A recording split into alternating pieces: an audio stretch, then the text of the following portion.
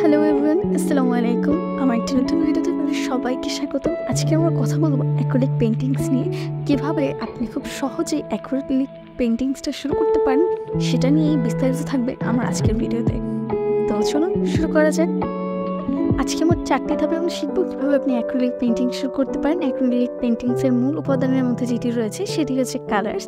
তো আজকে আমরা জানবো কালার সম্পর্কে। অ্যাক্রিলিক কালার্স বেশ কিছু ব্র্যান্ডের হয়ে থাকে। আপনি মন্টমার্ট, ক্যামেল যে কোনো একটা কিনে ব্যবহার করতে পারেন, ছোট কিংবা বড় যে কোনো টিউবেরটাই ব্যবহার করতে পারেন। আমার কাছে রয়েছে মন্টমার্টের 36 ml 24 কালারের এই সেটটি, যেটাকে কিনা আমি আসলে বার্থডেতে গিফট পেয়েছিলাম, যে কারণে আমি অন্যান্য ব্র্যান্ডের রং আসলে এইভাবে ব্যবহার করে দেখিনি, এবং আমার কাছে এটাকে এখন অনেক বেশি ফ্রেন্ডলি মনে হয়। এবং অনেকে এটা সাজেস্ট করে থাকে যে বিগিনারদের জন্য মন্টমার্টটি বেস্ট হতে পারে। সো আমি আপনাকে সেটাই সাজেস্ট করবো যে বিগিনার হিসেবে আপনি যদি মন্টমার্ট নিয়ে থাকেন, এটা আসলে অনেক ভালো। এটার রংটা দেখতেও যতটা কিউট এবং ব্যবহার করেও আপনি অনেক কমফোর্টেবল একটা ফিল পাবেন। সো এবার আসলে এর মেন বৈশিষ্ট্যে চলে যাওয়া যাক।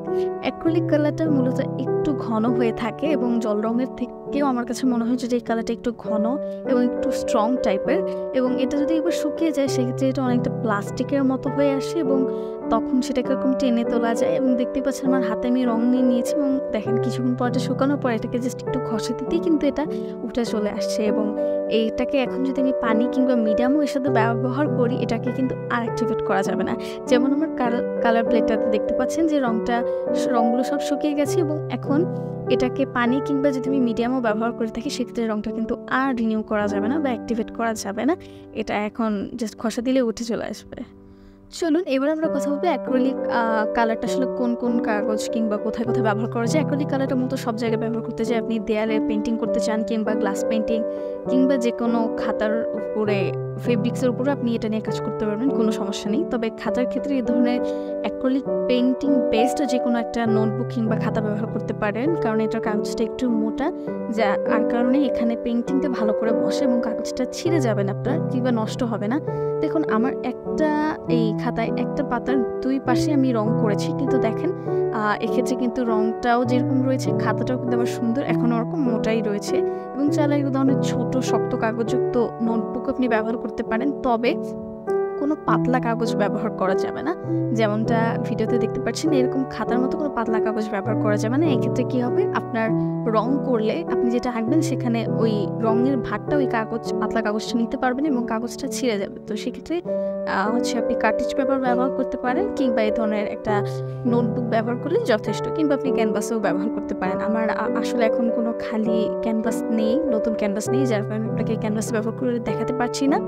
তবে আমি খাতা আপনাদেরকে ব্যবহার করে দেখাবো এবং রঙের ডিফারেন্সটা আপনাদেরকে বুঝিয়ে দিব।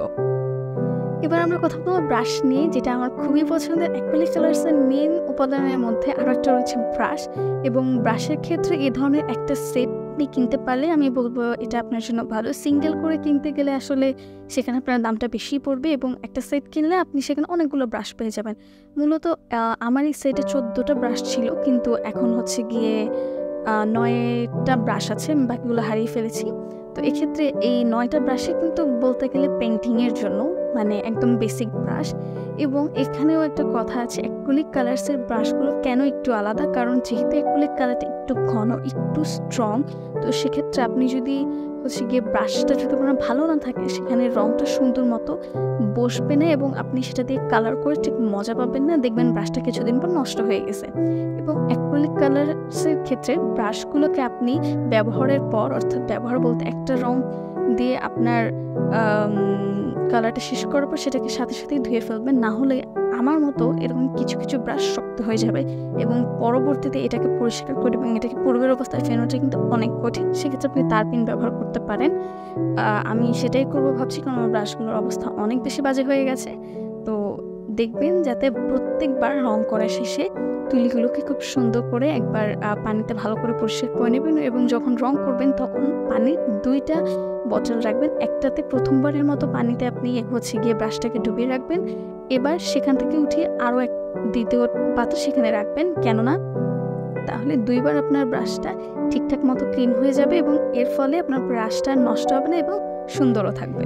এবার চলুন এই কাগজগুলোর উপরে আমরা অ্যাক্রিলিক কালারটাকে ব্যবহার করে দেখবো, এবং সাথে সাথে আপনি ডিফারেন্সটা বুঝে যাবেন কেন আমি বলেছিলাম যে একটা ভালো মানের প্যাড খাতা কিংবা আর্টিস্ট বুকের উপরে এটাকে কাজ করতে হবে। তো আমার এই পেন্টিংটা এক জায়গা দিয়ে নষ্ট হয়ে গিয়েছে, তো যার কারণে আমি চিন্তা করলাম যে ঠিক আছে এটার উপরে একটু রঙটাকে ব্যবহার করে দেখা যাক, এবং সাথে সাথে আপনারাও যাতে ডিফারেন্সটা বুঝতে পারেন। তো আমি খুবই সামান্য একটু রঙ নিয়েছি, কারণ এখানে খুব বেশি একটা রঙ লাগবে না, এবং রঙের সাথে যেহেতু আমি পানি বা মিডিয়াম ব্যবহার করবো না, তো সেক্ষেত্রে আসলে অল্প রঙ নিলেই যথেষ্ট। যেহেতু অ্যাক্রিলিক কালারটা একটু ঘন এবং এটা একটু স্ট্রং, তো সেক্ষেত্রে আপনারা মিডিয়াম ব্যবহার করতে পারেন। মিডিয়াম হচ্ছে গিয়ে যেটা রঙটাকে একটু দেরিতে শুকাইতে সাহায্য করে এবং রঙটা একটু পাতলা হয়, মানে আপনি মিডিয়াম ব্যবহার করলে রঙটাকে একটু পাতলা করতে পারবেন। এবং পানি ব্যবহার করলেও একই রকম, তবে পানি ব্যবহার করলে দেরিতে শুকায় ব্যাপারটা এরকম না। পানি ব্যবহার করলে, পানি আসলে মূলত আমি ব্যবহার করি রঙটা পাতলা করার জন্য কিংবা হচ্ছে গিয়ে একটু বেশি করার জন্য, তবে সেক্ষেত্রেও পানিটাও পরিমাণ মতো ব্যবহার করতে হবে।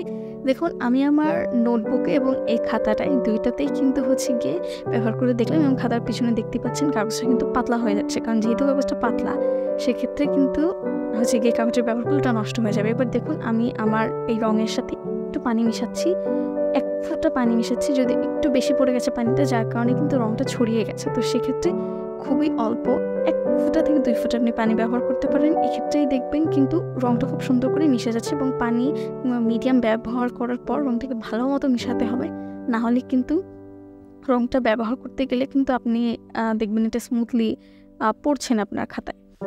এবং এক্ষেত্রে দেখতে পাচ্ছেন যে নোটবুকটা কিন্তু সেরকম অবস্থা নেই, নোটবুকটা কিন্তু সুন্দর আছে, কিন্তু আমার এই খাতাটার অবস্থা কিন্তু নাজেহাল হয়ে যাচ্ছে।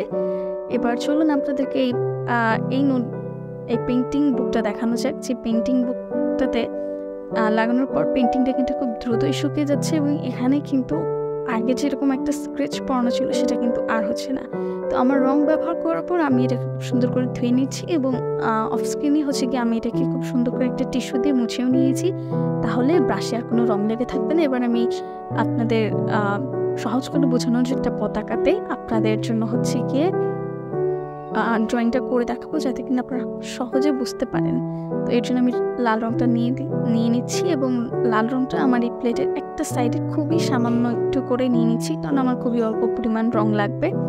তো এক্ষেত্রে আমি পতাকার মাঝখানের লাল অংশটাকে আগে কভার করে দিচ্ছি, এবং আমার ব্রাশে শুধু একটু পানি ছিল, যার কারণে একটু পানি হচ্ছে গিয়ে খাতার উপর পড়ে গেছে, নোটবুকটার উপর পড়ে গেছে। তো পানি থাকলে সেটাকে, একটু পানি থাকলে সমস্যা নেই, ভালো মতো মিশিয়ে নেবেন, সেক্ষেত্রে আর সমস্যা হবে না। তো আমার কালার করা শেষ লাল কালারটা। এবার আমি ব্রাশটাকে ধুয়ে আমি অন্য একটা অ্যাঙ্গেলের ব্রাশ নিচ্ছি, তো ওই ব্রাশটাকে আমি পানিতে চুবাই রাখছি যাতে কিনা রঙটা ভালো মতো এখান থেকে সরে যায়। এবার আমি সরাসরি ব্যবহার করব হচ্ছে গিয়ে এই গ্রিন কালারটা, এখানে আমি কোনো পানি ব্যবহার করিনি, কারণ অনেক সময় দেখা যাচ্ছে যে পানি ব্যবহার করলে রঙের কালারটা একটু লাইট হয়ে যায়, যার কারণে অনেক সময় আমি হচ্ছে গিয়ে এগুলো ব্যবহার করি না। এবার যেহেতু কয়েকদিন আগে বেশ বাংলাদেশে একটা ধ্বংসযজ্ঞ চলে গেছে, তাই আমি জাস্ট এমনি মনে করে এখানে কিছু লাল কালার ছিল আমার প্লেটে, সেটাকে জাস্ট পতাকাটার উপর ছড়িয়ে দিচ্ছি রক্ত হিসাবে।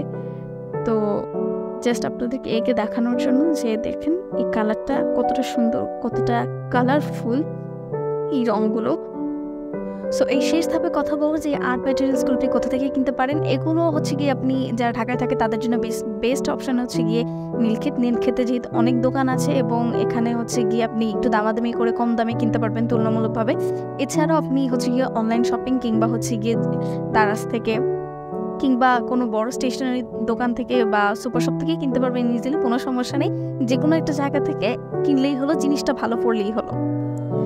সো এই ছিল আমার আজকের ভিডিও, আশা করি আপনাদেরকে ভালো লেগেছে। এবং যদি এরপর মিডিয়াম কিংবা ক্যানভাস কিংবা অন্য কোনো মাধ্যম নিয়ে যদি আপনাদের কোনো ডিটেলস আলোচনা চাই, বা কীভাবে ক্যানভাসে এটাকে ব্যবহার করবেন সেটা নিয়ে যদি কোনো ভিডিও চাই, অবশ্যই কমেন্ট বক্সে জানাবেন। আমি চেষ্টা করবো খুব দ্রুত এটা নিয়ে আরও একটা ভিডিও আপলোড করতে। ততক্ষণ পর্যন্ত ভালো থাকবেন, টাটা, হ্যাভ ফান, খোদা হাফেজ।